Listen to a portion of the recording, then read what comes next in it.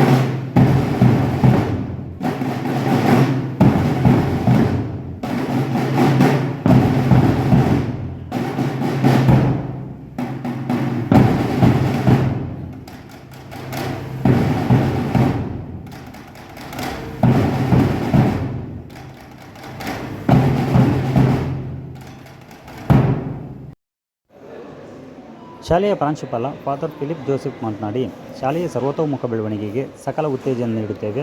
ಮಕ್ಕಳಲ್ಲಿ ಕೌಶಲ್ಯಗಳನ್ನು ಉತ್ತಮಪಡಿಸುವುದು ನಮ್ಮ ಗುರಿಯಾಗಿದೆ. ಪಠ್ಯ ಮತ್ತು ಸಹಪಠ್ಯ ಚಟುವಟಿಕೆಗಳಿಗೆ ಉತ್ತೇಜನ ನೀಡುವುದೇ ನಮ್ಮ ಗುರಿ. CBSE ಪರೀಕ್ಷೆ ಎಂದರೆ ಕಬ್ಬಿಣದ ಕಡಲೆ ಎಂದು ಹಲವರು ಮಾತನಾಡುತ್ತಾರೆ. ಆದರೆ ಗ್ರಾಮಾಂತರ ಪ್ರದೇಶದ ಶಾಲೆಯಲ್ಲಿ 100% ಫಲಿತಾಂಶ ಪ್ರಥಮ ವರ್ಷವೇ ಲಭಿಸಿದೆ. ಕೇಂದ್ರ ಪಠ್ಯಕ್ರಮ ಮಕ್ಕಳಲ್ಲಿ ಸೃಜನಾತ್ಮಕತೆ ಹೆಚ್ಚಿಸುತ್ತದೆ. 65 ವಿದ್ಯಾರ್ಥಿಗಳಿಂದ ಪ್ರಾರಂಭವಾದ ಶಾಲೆ 500ಕ್ಕೂ ಅಧಿಕ ವಿದ್ಯಾರ್ಥಿಗಳಿಗೆ ಯಾವುದೇ ಭೇದವಿಲ್ಲದೆ ಸಮಾನ ಶಿಕ್ಷಣ ನೀಡುತ್ತಿದ್ದೇವೆ ಎಂದರು.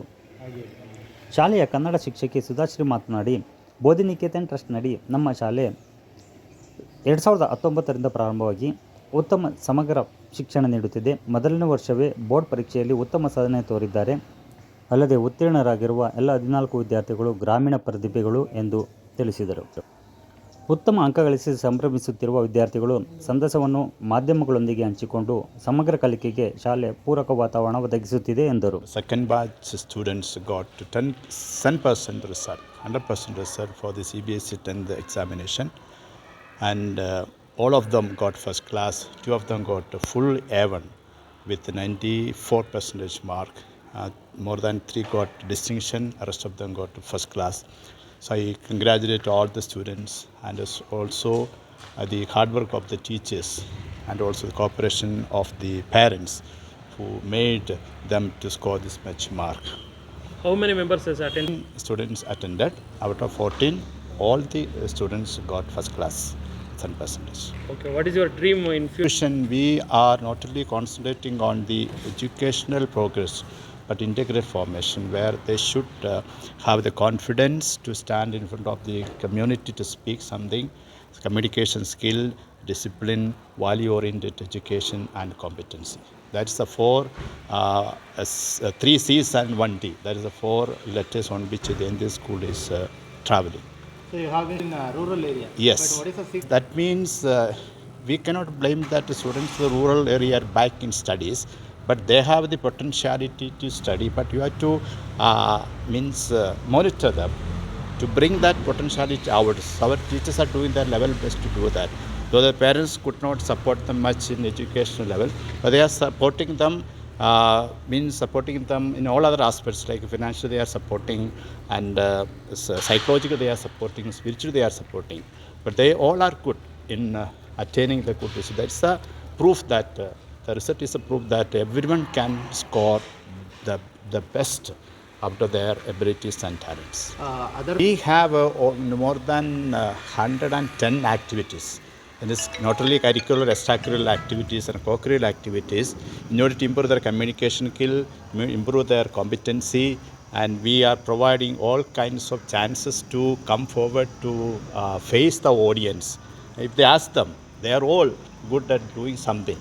Every student will get a chance to perform something on the stage. And regular monitoring of examination is there. For them, I think they have written more than 10 or 12 examinations before the public examination. PTA meeting is the regular PTA meeting is there, and we are keeping a good rapport with the public community. We need all the support of it. I think we are concentrating to have a value-based human beings for the good of the society. Father Philip Joseph, Principal, Kristiyanti CMI Public School, Kannamangala. ಎಲ್ಲರೂ ಕೂಡ first class ಎಲ್ಲ ಇಬ್ಬರು ಮಕ್ಕಳು ಬಂದು A1 ತೊಗೊಂಡಿದ್ದಾರೆ ಎಲ್ಲ ಸಬ್ಜೆಕ್ಟ್ಸಲ್ಲೂ. CBSE ಬಗ್ಗೆ ಗೊತ್ತಿದೆ, A1 is A top ಅಲ್ವಾ. ಸೊ ನಮಗೆ ತುಂಬ ಖುಷಿ ಇದೆ. ಸೊ ಈ ಮಕ್ಕಳಿಗೆ ನಾವು ಯಾವ ಥರ ಕೋಚಿಂಗ್ ಕೊಟ್ವಿ ಅಂದರೆ, ಆ್ಯಕ್ಚುಲಿ ಇವರೆಲ್ಲ ಮುಂಚೆ ನಮಗೆ ಸ್ಟೇಟ್ ಸಿಲೆಬಸ್ಸಿಂದ ಬಂದಿರೋರು ಕೂಡ ಇದ್ದಾರೆ. ಬಟ್ ಅವ್ರ ಎಫರ್ಟು, ನಮ್ಮ ಟೀಚರ್ಸ್ ಎಫರ್ಟಿಂದ ಇವತ್ತು ನಮಗೆ ಒಳ್ಳೆಯ ಫಲಿತಾಂಶ ದೊರೆತಿದೆ ಸರ್. ಎಷ್ಟು ಜನ ತಗೊಂಡಿದ್ರು, ಎಷ್ಟು ಜನ ಪಾಸ್? 14 ಜನ ಎಕ್ಸಾಮ್ ತೊಗೊಂಡಿದ್ರು. 14 ಜನನೂ ಪಾಸ್ ಆಗಿದ್ದಾರೆ. 100% ರಿಸಲ್ಟ್ ಬಂದಿದೆ ನಮಗೆ. ಅದರಲ್ಲಿ ಇಬ್ಬರು A+. A1 ತೊಗೊಂಡಿದ್ದಾರೆ ಸರ್. ಇನ್ನು ಮಿಕ್ದವರೆಲ್ಲ ಫಸ್ಟ್ ಕ್ಲಾಸ್ ಇದೆ, ಡಿಸ್ಟಿಂಕ್ಷನ್ ತೊಗೊಂಡಿರೋರು ಇದ್ದಾರೆ. ಒಟ್ಟಾರೆ ಏನು ಹೇಳಕ್ಕೆ ಇಷ್ಟಪಡ್ತೀರಾ ಈ ಒಂದು ರಿಸಲ್ಟ್ ನೋಡೋದು? ಸರ್, ಈ ರಿಸಲ್ಟ್ ನೋಡಿ ನಮಗೆ ತುಂಬ ಖುಷಿ ಆಯಿತು. ಯಾಕಂದರೆ ಮಕ್ಕಳದು ಹಾರ್ಡ್ ವರ್ಕು, ನಮ್ಮ ಟೀಚರ್ಸ್ದು ಹಾರ್ಡ್ ವರ್ಕಿಂದ ಇವತ್ತು ನಮ್ಗೆ ಈ ಥರ ಉತ್ತಮ ಫಲಿತಾಂಶ ತೊಗೊಳೋದಕ್ಕೆ ಸಾಧ್ಯ ಆಯಿತು ಅಂತ ಹೇಳಕ್ಕೆ ಮುಂದಿನ ವರ್ಷ ಇಷ್ಟಪಡ್ತೀನಿ. ಎಷ್ಟು ಜನ ಹುಡುಗರು? ಮುಂದಿನ ವರ್ಷ ನಮಗೆ 24 ಇದ್ದಾರೆ. 24 ಹೊಸ ಅಡ್ಮಿಷನ್ಸು ಆಗೋ ಚಾನ್ಸಸ್ ಇದೆ. ಇನ್ನು 24 ಜನ ಇದ್ದಾರೆ ಇವಾಗ ಸದ್ಯಕ್ಕೆ. ನನ್ನ ಹೆಸರು ಸುಧಾಶ್ರೀ ಅಂತ sir, Kannada teacher. I got 94% in my exam. I feel very good about the result. Okay, what you say about your school studies and whatever the preparation you have taken? I feel like my school is very good in making us study. It helps us in gaining confidence. Okay. Other than the academic, what all the activity they have? Conducting sports and also easy activities like skating, keyboard, piano, guitar, etc. They help me in gaining my confidence to write board exam. My name is Ishan Gupta and I am student of Kristiyanti CMI Public School. Your village? My village is Dodballapura. Percentage ಬಂದಿದೆ. ನನ್ನ ಸ್ಕೂಲ್ದು dedication ಜಾಸ್ತಿ ಇತ್ತು, ನನ್ನ teacher dedication ಜಾಸ್ತಿ ಇತ್ತು. ನಾವು ಹೊರಗಡೆ ಹೋದರೆ ಈ ಥರ ಟೀಚರ್ಸ್ ಡೆಡಿಕೇಶನ್ ಎಲ್ಲೂ ಸಿಗೋದಿಲ್ಲ. ಈ ಹೊರಗಡೆ ಹೋದರೆ ನಮಗೆ ಟೀಚರ್ಸ್ ಡೆಡಿಕೇಶನ್ ಇಷ್ಟಿರೋದಿಲ್ಲ. ಆದರೆ ಹಗಲು ರಾತ್ರಿ ಅಂದಿರ ನಮ್ಮ ಟೀಚರ್ ಜಾಸ್ತಿ ಡೆಡಿಕೇಶನ್ಸ್ ಕೊಟ್ಟರು. ಮತ್ತು ನಮ್ಮ ಫಾದರು ಕೂಡ ಜಾಸ್ತಿ ಹೆಲ್ಪ್ ಮಾಡಿದ್ರು ನಮಗೆ. ಅಂದರೆ ಅವ್ರ ಕಾನ್ಫಿಡೆನ್ಸ್ ಜಾಸ್ತಿ ತುಂಬಿದ್ರು ನಮ್ಮಲ್ಲಿ. ಅಂದರೆ ನಮಗೆ ಬೋರ್ಡ್ ಎಕ್ಸಾಮ್ ಬರೀಬೇಕಾದ್ರೆ ಯಾವುದೇ ಥರ ಫಿಯರ್ ಆ ಥರ ಎಲ್ಲ ಇರಲಿಲ್ಲ. ಅವ್ರ ಕಾನ್ಫಿಡೆನ್ಸ್ ಕೊಟ್ಟಿದ್ದರಿಂದ ನಾವು ಇಷ್ಟು ಪರ್ಸೆಂಟೇಜ್ ಅಚೀವ್ ಮಾಡೋಕ್ಕಾಯಿತು.